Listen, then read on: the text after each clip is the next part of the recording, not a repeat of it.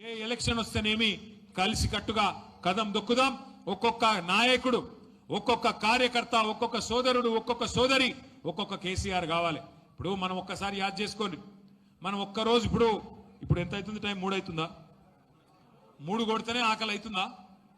అన్నం తినకపోతే మరి కేసీఆర్ గారు 11 రోజులు అన్నం తినకుండా, మంచిలు తాగకుండా, మన కోసం, తెలంగాణ కోసం ఒక్క పూటకే మనకు ఆగమైతే 11 రోజులు ఇలా అన్నాహారాలు మానేసి మన కోసం సావు నోట్లో తలబెట్టిన నాయకుడు కేసీఆర్. అట్లాంటి నాయకుడి నాయకత్వంలో పనిచేస్తున్న మనం అదృష్టవంతులం. అట్లాంటి నాయకుడి నాయకత్వంలో తెలంగాణ సాధించిన మన పార్టీ మనకెన్నటికైనా గర్వకారణం. సరే, అధికారం ఉండొచ్చు, లేకపోవచ్చు. ఇలా జై తెలంగాణ అనని జీవితంలో అన్ననోడు ముఖ్యమంత్రి కావచ్చు.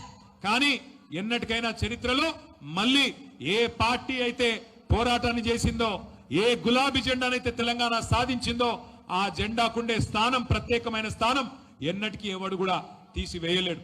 అందుకే కేసీఆర్ గారి స్ఫూర్తిగా నేను మిమ్మల్ని అందరినీ కోరేది ఒకటే, ఒక్కొక్కరు ఒక్కొక్క కేసీఆర్ కావాలి. తెలంగాణలోని కార్యక్షేత్రంలో సర్పంచ్ ఎలక్షన్ అయితేనేమి, ఎంపీటీసీ, జెడ్పీటీసీ, ఏ ఎలక్షన్ అయినా తప్పకుండా కేసీఆర్ గారు ఇచ్చిన స్ఫూర్తితో ముందుకు పోదాం, బ్రహ్మాండంగా ముందుకు నడుద్దాం.